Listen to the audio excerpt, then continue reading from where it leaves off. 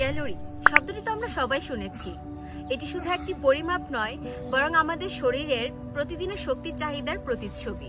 কিন্তু আমরা কি জানি প্রতিদিন কতটুকু পরিমাণ ক্যালোরি আমাদের দেহের জন্য প্রয়োজন? তো চলুন জেনে নেওয়া যাক আমাদের দেহের জন্য প্রতিদিন কতটুকু ক্যালোরি প্রয়োজন এবং কেন তা গুরুত্বপূর্ণ। ক্যালোরি হলো শক্তির একক।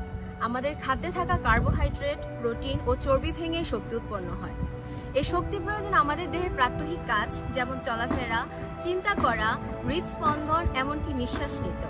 প্রয়োজনীয় ক্যালোরি পরিমাণ।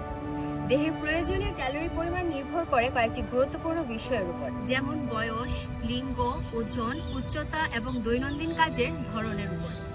সাধারণভাবে প্রাপ্তবয়স্ক পুরুষের 2200 থেকে 2700 ক্যালোরি প্রয়োজন হয়ে থাকে। ঠিক তেমনি একজন নারীর প্রতিদিন 1800 থেকে 2200 ক্যালোরি প্রয়োজন হয়ে থাকে। শিশু কিশোরদের জন্য বয়স ও সক্রিয়তার উপর ভিত্তি করে 1200 থেকে 2500 ক্যালোরি যথেষ্ট। গর্ভবতী ও দুগ্ধদানকারী মায়েদের ক্যালোরির চাহিদা স্বাভাবিকের চেয়ে বেশি হয়ে থাকে। সব ব্যক্তি বসে কাজ করেন, তাদের ক্যালোরির চাহিদা অপেক্ষাকৃত কম। যারা নিয়মিত হাঁটাচলা বা হালকা ব্যায়াম করেন তাদের চাহিদা মাঝারি, আর যারা কায়িক পরিশ্রম করেন বা শারীরিকভাবে খুবই সক্রিয় তাদের চাহিদা সর্বোচ্চ। প্রয়োজনের চেয়ে বেশি ক্যালোরি গ্রহণ করলে তা দেহে চর্বি হিসাবে জমা হয়।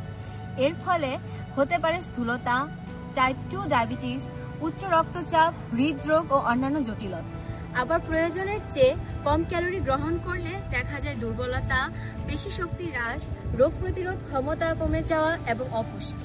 নিজের দৈহিক কার্যকলাপ, বয়স ও স্বাস্থ্যের ভিত্তিতে ক্যালোরির চাহিদা নির্ধারণ করা খুবই গুরুত্বপূর্ণ।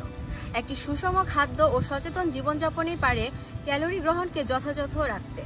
প্রয়োজনে একটি পুষ্টিবিদের পরামর্শ নেওয়া শ্রেয়। আজ এই পর্যন্তই। পরবর্তী ভিডিও দেখার জন্য আমাদের সাথেই থাকুন। ভালো থাকুন, সুস্থ থাকুন। আসসালামু আলাইকুম, ধন্যবাদ।